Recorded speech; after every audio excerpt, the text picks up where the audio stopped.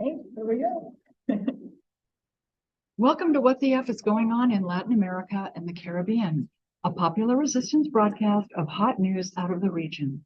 In partnership with Black Alliance for Peace Haiti America's team, Code Pink, Common Frontiers, Council on Hemispheric Affairs, Friends of Latin America, Interreligious Task Force on Central America, Massachusetts Peace Action, and Task Force on the Americas. We broadcast Thursdays at 4:30 p.m. Pacific, 7:30 p.m. Eastern, right here on YouTube Live, including channels for The Convo Couch, Popular Resistance, and Code Pink. Post-broadcast recordings can be found at Apple Podcasts, Spotify, Telegram, radindiemedia.com, and now under podcasts at popularresistance.org. Our episode today, Argentina celebrates 40 years of democracy and human rights, and I'm really happy to share with all of you that we are broadcasting live today from Buenos Aires with our guest and my good friend, Franco Metaza, who is the Director General for Foreign Affairs of the Argentina National Senate. And some of you may remember he's joined us in previous episodes as well, specifically last August when there was that attempt on the vice president's life. So I'm really happy to be here with all of you and Franco live in Buenos Aires. And we're going to talk to you in this episode about last week's International Human Rights Foro. That is what brought me here, and the significance of the Foro, and a few other events that passed last week. So let me give all of you just a brief background. Last week, Argentina celebrated 40 years of democracy and human rights by hosting the Third World Forum of Human Rights, March 20 through March 24. The forum was scheduled in tandem with Argentina's National Day of Remembrance for Truth and Justice. The forum closed with a march and rally on March 24, which marked 47 years since the US-back military coup that overthrew the democratically elected government. That overthrow of the coup was on March 24, 1976. The US installed the bloodiest dictatorship in the history of Argentina that remained in power until 1983, hence the 40 years of democracy since. So with that, I want you all to meet Franco. And why don't we start with what the significance of the forum last week, what it is, and how it was created, because there's a really significant history to that. Okay, well, thanks for being here. I'm so happy that you could. I'm so thankful for the invitation. Well, the forum was so important for us. Every year, every March 24 is very important and very significant for all our country because of what you mentioned in the introduction about the dictatorship and what that meant for the country. But this year we could have this big forum. It was the third forum held. The first one was held in Brazil in 2013. The second one was held in Morocco in 2014, and then it wasn't held anymore until now that we could organize it here in Buenos Aires. This is the third international forum.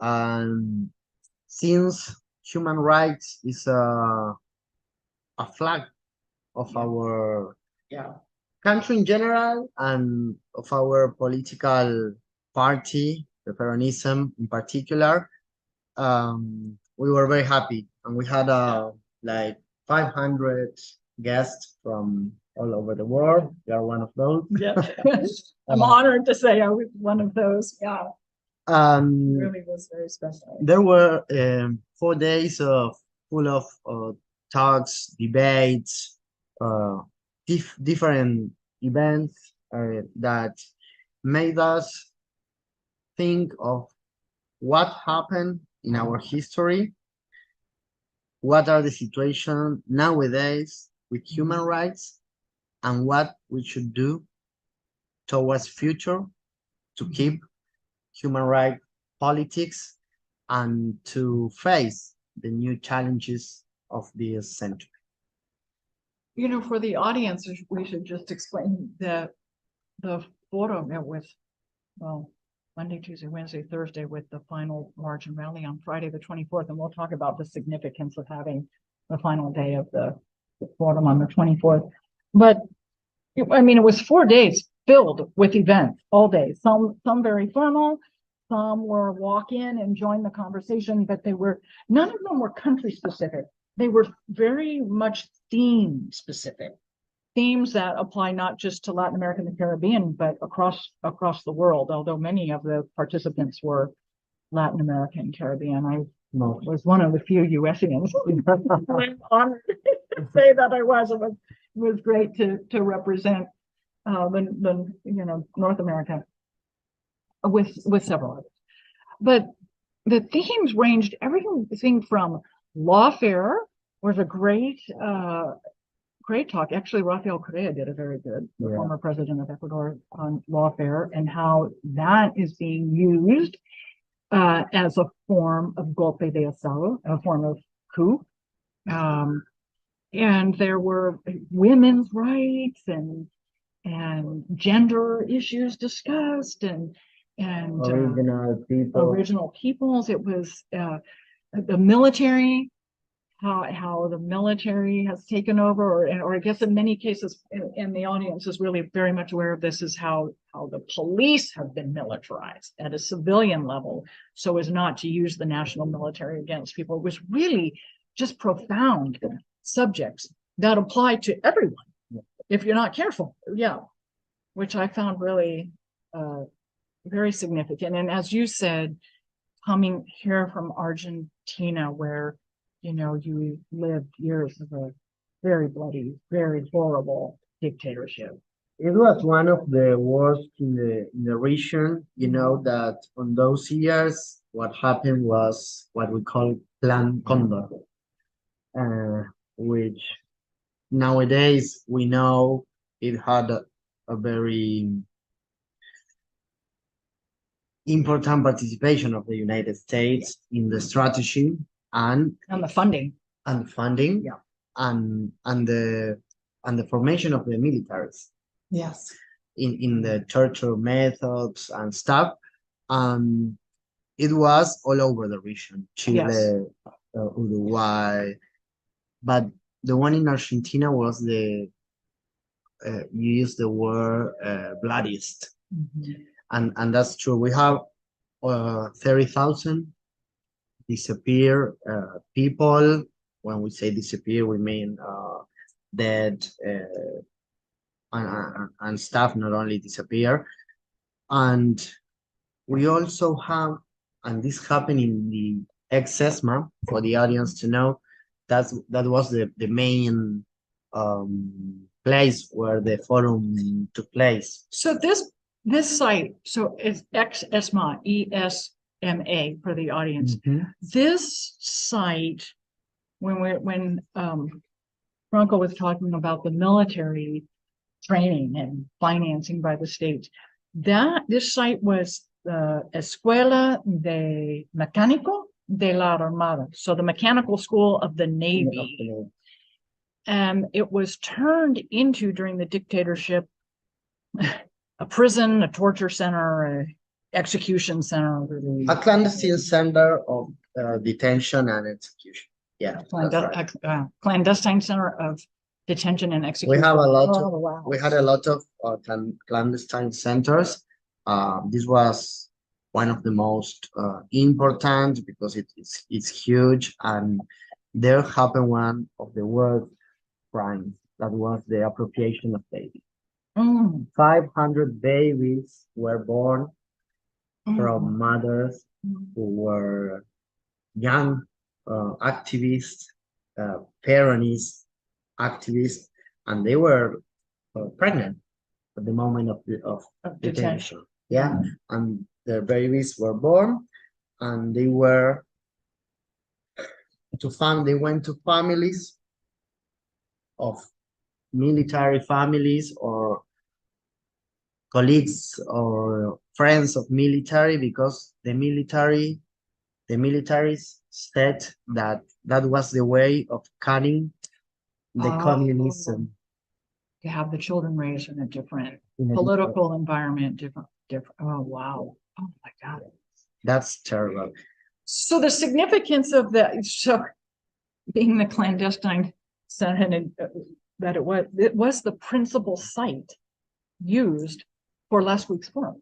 Yes, that's which right. was- And the happy thing about this is that in 2004, Nestor Kirchner was the president at those times, and he took this center that was closed, almost abandoned, Hmm. and gave it to the human rights organisms to convert it in a memory space. And there works the human rights secretary Mhm. and the Madres de Plaza de Mayo, Abuelas de Plaza de Mayo, and hijos have places to. Did I see an office for the forensic anthropologist too there? Sorry again. The forensic anthropologists. Also- They're based out there too. They're based there too. So it's like we took it and we made A monument to space. human rights. Yeah. And human rights work. Yes. Promotion of human rights work. Yeah. It's really, it's a very large, campus, so to speak, or little buildings. And what I really, the history behind it was so appropriate for having the forum principally housed. So there were other sites as well, but that was the principal site. What I really appreciated about that site was that it hasn't been significantly renovated. So when you walk onto the property or walk into those buildings, you can sense something really evil happened there. It's not horrible today, but I think it's very appropriate that it wasn't just completely gutted and rebuilt and No, beautified. You know, the history is im- still really feeling. you can imagine what happened there. Yeah, you can. When you walk, Yeah. you can imagine what happened there. Yeah, Yeah. you can. And I think that's important that's been, That's part that of it. remains. Yeah. That's part of it. Yeah. Yeah. And we had like, I don't know if I'm mistaken, but we had like 500 clandestine centers all around the country. Wow. That's a lot. Wow. That's For a lot. population of what? At those times, 30 million people. Wow. We have That's 40, so 40, 46 million now, and 30 million at those time, I guess. Wow. So this is so significant that this forum was here last week, and because you have such a profound history to share with the world, and your countrymen, the forensic anthropologists that a lot of our viewers will know, a lot of help in Guatemala there, and also all the activists. And just for the audience, I think all of you know, because I've shared this with you, when I went to Colombia during the Paro Nacional, it was with a team of Argentinian activists from here, from Buenos Aires. And when I went to Peru in February of this year, same. I was the sole USian and 20 Argentinians. But that's how significant the human rights work is. So, yeah. It's one of our flags. I Yeah. always like to say that we are not an economic, how do you say potential in English? Like an economic engine or huge economic potential. Yeah, Yeah. you know, Yeah. United States is an economic, it's It's a military potential. Okay. Yeah. We are not economic, we are not military, but we are a human rights potential. Yeah, most definitely. Yeah. Most definitely. Yeah. And the exportation of that whole philosophy and is really a beautiful thing. Yeah, and we work daily and hard to keep it on a daily thing. Yeah. On a Oh, daily. no, it's part of the culture. You can, yeah. Yeah. You can feel it just engaging with Argentinians on the street. People are really friendly here. you know, I anticipated everyone to be nice because I've traveled with Argentinians and Yeah. everybody's, people are really friendly. That human contact Yeah, we got is really profound here. Yeah, Yes. and easy. There's an ease about it. That's really wonderful to be around, Thank you. Thank you. but yourself included. Thanks a lot. all of you. Now, the last thing I want to mention about all this week is that the last day, the 24th, Mhm. we make a big march. The 30,000 people.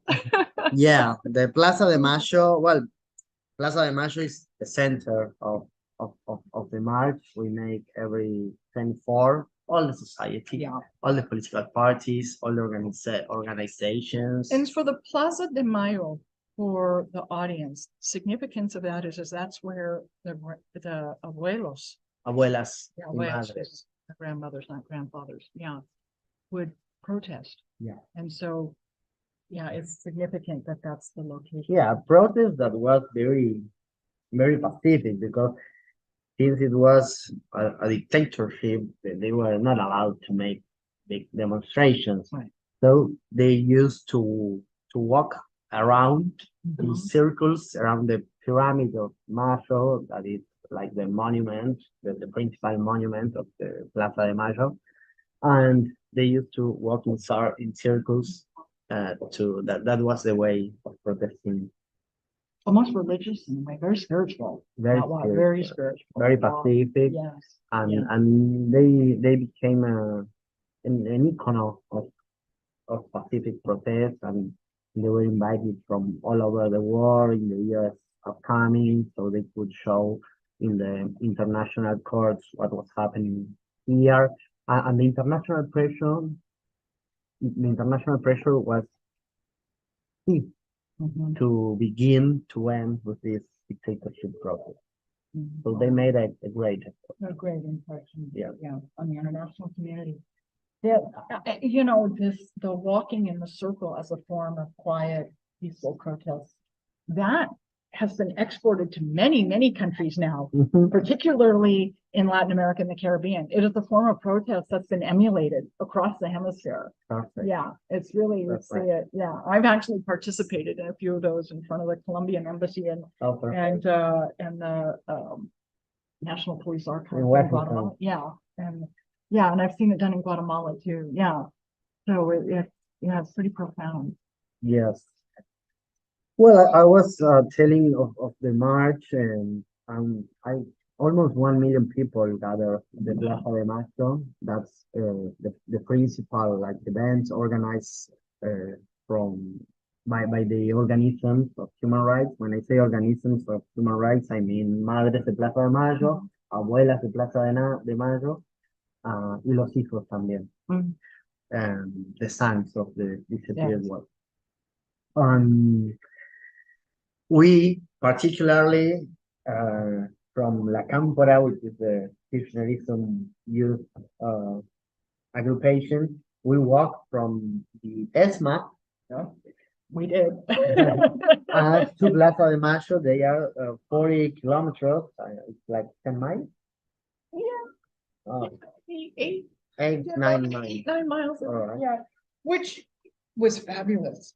It was 8 hours because we would start and stop, and yeah, and it was a lot of celebrating along the way. But yeah, It's our way it to was fabulous. to join the ESMA, the Mhm. clandestine center of detention and torture, with Plaza de Mayo and the main event, and we walk with happiness and Yeah. singing and thinking And fireworks. and fireworks. Yeah, it's our yearly demonstration of our way of organize us and how we understand politics. That is being in the street Mhm. with who needs us.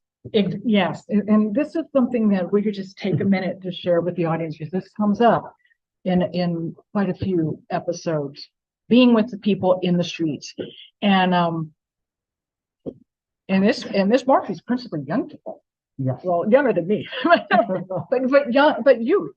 Yeah, and what being in the streets, the significance of that, of the social movement building, the political formation, building a political party, and then having a base to help develop candidates, keep that party in power from the ground up, and send a message to the opposition that the people are behind the elected candidate, all of that, those things.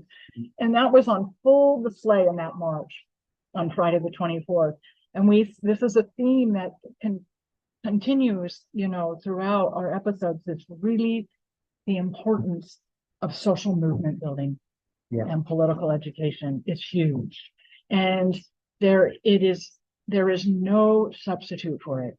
And it was Maximo Kirchner who did a great talk on the fallacy of presuming social media is political activism. Yeah. He talked about that. Yeah. And so, the social media it cannot in any way replace the ground activism and the people to people. All this you are describing, it's like fun in some way, because what the dictatorship wanted to do is to cut the activism, the politics, and the You completely participation eradicate youth. it. Yeah. It happened all the opposite. Yeah. we are one of the most involved people in politics. Yeah. It's not easy to find this kind of politics involucration of youth around the world. No, so it's and that's fun really, in some way. It's really a testament to the whole political process here and the culture since the dictatorship, because after such a horrible historic period of time, there is this tendency in cultures for that memory to dilute generation to generation, right? And that is not the case here. People are more powerful now than ever. Yes. Well, I mean, we also have our issues. One of the events that happened on those weeks was the Cristina Kirchner talk with ex-presidents, with Correa, Evo Morales from Bolivia, Ernesto Samper from Colombia, Rodriguez Zapatero from Spain, and I'm missing one. Pepe Mujica from Uruguay. Yes, he was. He also was here, backing up her. The conclusion we have is, okay, we are now in government, we have a democracy, but it's never a complete democracy. We also have a lack of rights and what's happening with Cristina, with all the lawfare that she has not the possibility of being candidate for next election. They want to ban her. They are banning her. And the presidential elections are October of this year. Yeah, we have in August the primary ones, and in October 22nd the general election. And what we are seeing is that the party, the opposition, and the juries, not the juries, the Poder Judicial. How do you say Poder Judicial? The judiciary. Judiciary are trying to. The judicial powers. Power are trying to ban her, and it's the same that they did in Brazil with Lula. He went to jail, so he cannot be a candidate. And if Lula was candidate, Bolsonaro has not happened. Exactly. So they try to change history. So that's the will of the people. The same in Ecuador with Correa. So that's what is happening here with Cristina, and that's our main aim today. And we frame that in our human rights fight. That is, we want a complete democracy, not an incomplete one, and that means a democracy without prescriptions. Prescriptions of all forms. Including lawfare. And that lawfare talk was part of the Grupo de Puebla. That was profound. That was some really profound statements came out of that evening. It's really good. So, Yes. so what else should we talk about? What else you want to make sure the audience hears? Well, we are very happy with what we did this year, but we need to keep it going, And I would like the audience to say that be aware, keep track of what's going on in Argentina. We are really worried of what could happen if a right-wing government arrives to power. If a right government arrives to power because they had more votes, everything is okay.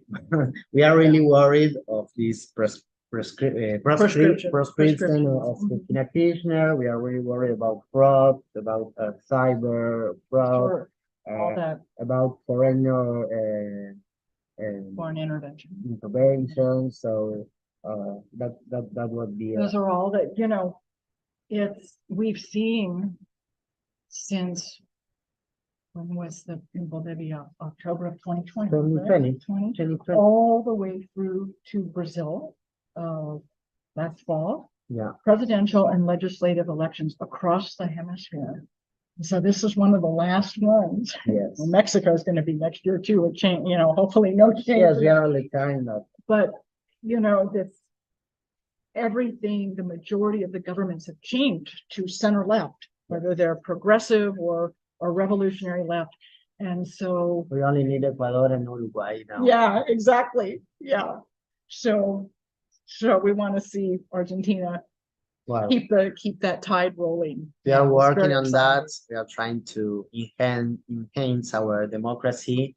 The Peronist ones are really democratic, and all the places where we get to, we make it through votes. Yeah. We make it through votes. Through the electoral process. Yeah. Constitutional change. Always. Change, yeah. Which, yay, hooray. I love you. I'm so happy that you're my friend. We are so happy. Thanks for being here. I'm so thankful for your time. It was a pleasure, Terry. It was a pleasure. And well, you can come every time you want. Thank you. I'll take you up on that. So everyone, I just want to remind you, you've been watching What the F is Going On in Latin America and the Caribbean. We're a popular resistance broadcast. You can catch us every Thursday, 7:30 p.m. Eastern on Code Pink YouTube, the Convo Couch YouTube channel, and Popular Resistance Org YouTube. And post-podcast recordings can be found on Apple Podcasts, Spotify, or wherever you get your podcasts. So thank you, Franco. Thank you. Thank you, everyone. Bye-bye. We'll see you.